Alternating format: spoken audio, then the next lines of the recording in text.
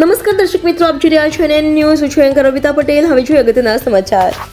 સુરતમાં ખોડવાલ વિસ્તારમાં પાસોદરા પાટિયા પાસે આવેલ જમીન મામલે પોલીસ આરોપી તેમજ આવારા તત્વોની મિલીભગત અને પૈસાની લાલચમાં થતા કૃત્યો, જેમાં ઘનશ્યામભાઈ વલ્લભભાઈ પાભર જેઓ દ્વારા મિલન પાંભર તેમજ પરેશ સરદારા જેઓ વચ્ચે 5 વર્ષ પહેલા બેંક મારફત વ્હાઇટની એન્ટ્રીઓ ઓરિજિનલ દસ્તાવેજ અમોને આપેલ ને પછી દસ્તાવેજ કરી આપવાનું કહેલું.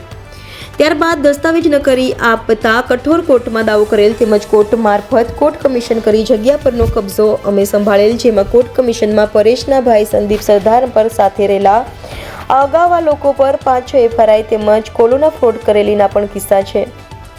હાલ આજ રોજ ઘનશ્યામભાઈ બહાર હોવાથી મિલન તેમજ પરેશમાં મળતિયાઓ ત્યાંથી સ્થળ પર આવીને તેમના દીકરા અર્જુન અને દીકરી ઋતિબેનને ફ્લૂટ ખાલી કરવા અહીંથી જતા રહો નહીંતર જાનથી મારી નાખીશું અને બીજા 30 થી 40 લોકોને આવી જમીન પર ઘાસ નાખીને ગાયોને છૂટી મૂકી દીધેલ.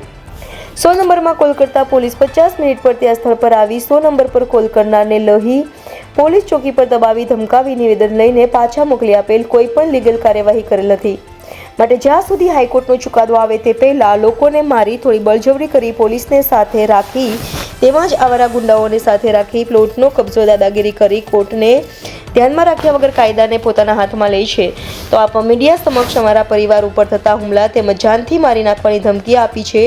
તો આમાં કાયદો કોઈ પણ જગ્યાએ કામ કરતો દેખાતો નથી. માટે આ બાબતને પોલીસ કમિશનર સાહેબ સુરત તેમજ ગૃહમંત્રી શ્રી હર્ષ સંઘવી સાહેબને મારી વિનંતી છે કે અમારા નાગરિક જીવની જવાબદારી સમજી યોગ્ય કાર્યવાહી કરવા વિનંતી.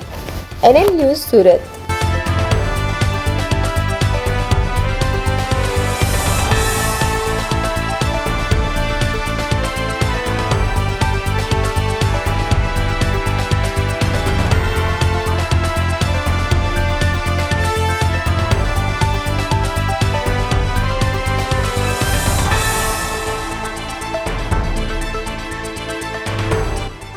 ભારત માતા કી જય. હું ઘનશ્યામભાઈ વલ્લભભાઈ પાંભર. અત્યારે હું સુરતથી ખૂબ દૂર છું અને મારો પરિવાર અત્યારે ખૂબ મુશ્કેલીમાં છે. ઋતિ, અર્જુન નાના દીકરા છે અને પત્ની છે મારી અસ્મિતાબેન. એના જીવના ખૂબ જોખમમાં છે.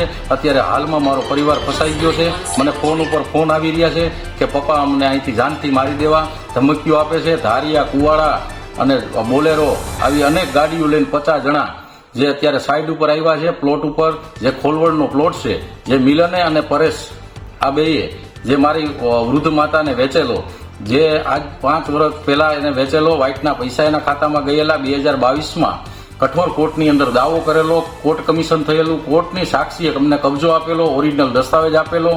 આટલું બધું થયા છતાં અને એને આ મિલકતને પચાવી પાડવા માટે 3000 વારના પ્લોટનો પચાવી પાડવા માટે થઈને મારી ઉપર લેન્ડ ગ્રેબિંગની ખોટી ફરિયાદ કરી. રેવન્યુ દાવો હોવા છતાં, કોર્ટનો નિર્ણય હોવા છતાં કે આ દાવો હોય તો લેન્ડ ગ્રેબિંગ ન થાય, છતાંય લેન્ડ ગ્રેબિંગ કરી પાછળથી ભરવાડું અને એવા લુખા તત્વોને લઈ અને હું જ્યાં હાઈકોર્ટમાં ગયો છું, મારી આવતી 5 તારીખ છે એ પહેલા કબજો લેવા માટે અને મારા પરિવારને દબાવી, મારી, ધમકાવી અને મારી નાખશે એવો મને અત્યારે વારંવાર ફોન આવી રહ્યો છે. જેથી મારી નમ્ર અરજ છે કે આ પોલીસ મશનરીને એને પૈસા આપ્યા છે એવું એને કીધું મારા છોકરાને કે મેં 50 લાખ રૂપિયાનો વહીવટ કર્યો છે કામરેજ પોલીસ સ્ટેશને અને મેં બધાને પૈસા ખવડાવીને કર્યું છે. તારા બાપનું ને તારું કાંઈ નહીં આવે, હું પતાવી દઈશ, તું એક જ છો અને જીવનો જઈશ. અને મારો છોકરો ખૂબ ગભરાઈ ગયો છે. હાલ અત્યારે ત્યાં મેં માણસોને કીધું છે, મારા મિત્રોને કીધું છે કે તમે જાઓ અને દોડો. અને હું મીડિયાને 2 હાથ જોડી, અભિનય અંગ છે મીડિયા છે એ આપણું અભિનય અંગ છે. બીજું તો હું પ્રાર્થના કરું છું કે આજ સરકારને અને પોલીસ તંત્રને કે આ પોલીસ તંત્રનો પહેલેથી દુરુપયોગ કરતા એવા છે. આની ઉપર 5 FIR છે નીલકંઠ ટાઉનશીપ સુરતમાં બનાવી અને ત્યાં પાયાગારી લોકોના નામે ફ્લેટ ઉપર 20 કરોડની લોન લઈ ટાઉનશીપ ન બનાવી અને કાંઈ ન કર્યું. છતાંય કે અમારું કોઈએ કાંઈ ઉખેડી લીધું નથી અને કોઈ કાંઈ કરી શકવાના નથી અમને.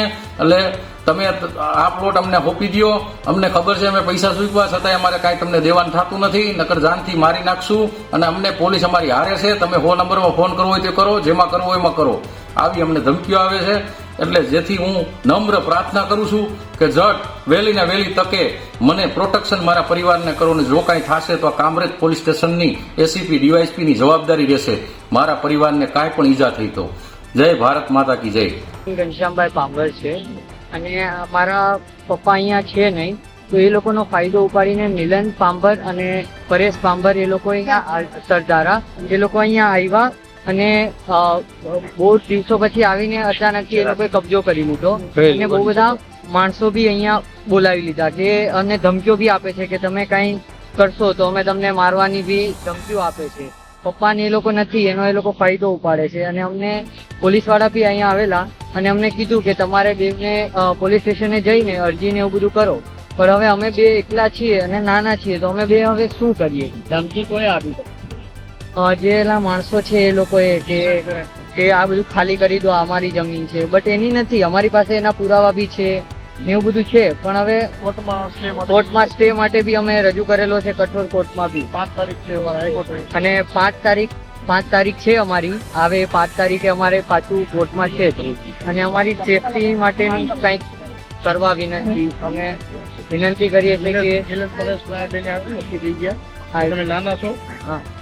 તમે બે નાના છો, તમે બે આનથી દૂર રહ્યો. તમારા પપ્પાને અમારે લેના દેના છે, પણ પપ્પાને એ લોકો નથી તો અહીંયા કોર્ટને તો ઊભું રહેવું જ પડશે. નકર એ લોકો એમને મતલબ લઈ લેવાની ધમકીઓ આપે છે કે આ અમારી જ છે ને તમે ખાલી કરી દો, નકર અમે તમને મારશું ને આવી રીતે બધું કરે છે. અને હર્ષ સંઘવી સાહેબ અને પોલીસને મારી વિનંતી છે કે અમને પ્રોટેક્શન આપો, નકર કાંઈ બી થશે તો જિમ્મેદારી તમારી રહેશે. આપનું નામ ને આ કઈ જગ્યા પર શું બનાવ બન્યું? મારું નામ વૃત્તિ ઘનશ્યામભાઈ પાંભર છે. અમે આ ખોલવાડ વિસ્તારમાં છીએ. આ અમારી જમીન છે. મારા પપ્પા અત્યારે બહાર છે અને અચાનકથી બે લોકો, મિલન પાંભર અને પરેશભાઈ પાંભર, એ લોકોએ અહીંયા અમારા જમીન ઉપર કબજો કરવાની કોશિશ કરી. બહુ બધા લોકોને લઈને આવી ગયા હતા. હજુ એ લોકો અહીંયા જ છે. મિલનભાઈ ને પરેશભાઈ બહાર ચાલ્યા ગયા છે, પણ એના માણસો અહીંયા જ છે. 10-15 લોકોને લઈને આવી ગયા હતા. અમને ધમકીઓ આપે છે કે જમીન ખાલી કરો, નહીંતર અમે કાંઈ બી કરી શકીએ છીએ. અત્યારે મારા પપ્પા ઘરે નથી તો અમે કાંઈ એક્શન લઈ શકીએ એમ નથી. એ આવે પછી અમે એક્શન લઈ શકીએ. આ વસ્તુનો એ લોકોએ ફાયદો ઉપાડ્યો છે કે મારા પપ્પા ને મમ્મી ઘરે નથી. મમ્મી છે પણ પપ્પા નથી, જે એક્શન લઈ શકે એ ઘરે નથી. એટલે એ લોકોએ આ વસ્તુનો ફાયદો ઉપાડીને અહીંયા માણસોને લઈને આવી ગયા છે. બપોરના હેરાન કરે છે, જતા નથી. એ બે ચાલ્યા ગયા છે. હવે માણસોને અહીંયા જ મૂકીને ગયા છે કે તમે ખાલી કરો ને ત્યારે અમે કાંઈ બી કરી શકીએ. આ લોકો પાસે શું પુરાવો છે ને આપણી પાસે શું પુરાવો છે કે આ લોકો દાવા? અમારી પાસે ઓરિજિનલ દસ્તાવેજ છે અને બાઇકની એન્ટ્રી છે કે અમે આ જમીન ખરીદી હતી, પણ એ લોકોએ અમને પેલા કીધું અને અમે બાઇકની એન્ટ્રી કરી દીધી અને પછી અમારા નામે જમીન ના કરી. અમારી પાસે ઓરિજિનલ દસ્તાવેજ પણ છે. આ ઘટનાને જાણ પોલીસને થઈ, પોલીસે શું એક્શન લીધી તો તમારી પાસે આવી? પોલીસ વાળા અહીંયા આવ્યા અને એ લોકોએ એવું કીધું કે તમે આ જમીન ખાલી કરો, અમે કાંઈ જાણતા નથી અને તમારે એવું હોય ને તો પોલીસ સ્ટેશને જાઓ. અમારું એ લોકો હારે મળી ગયેલા છે. અમને ખાલી કરાવવાનું કે છે અને એવું કે છે કે તમે પોલીસ સ્ટેશને જાઓ.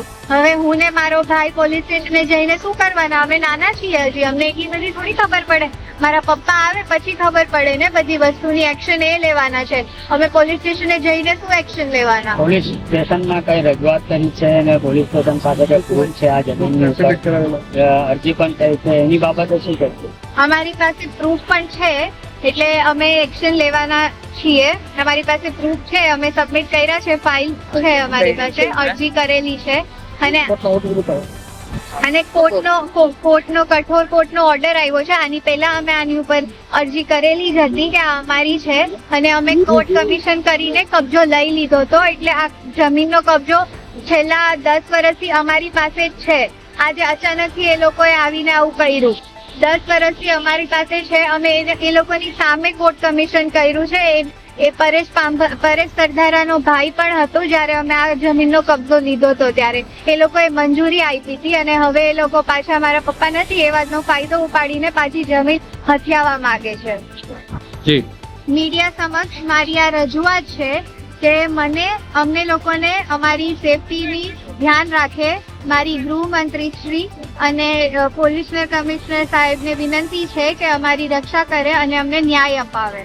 હમણાં ઘરે કોઈ છે નહીં જે એક્શન લઈ શકે, એટલે મારી એમને લોકોને વિનંતી છે કે અમારો સાથ આપે અને અમને ન્યાય અપાવે.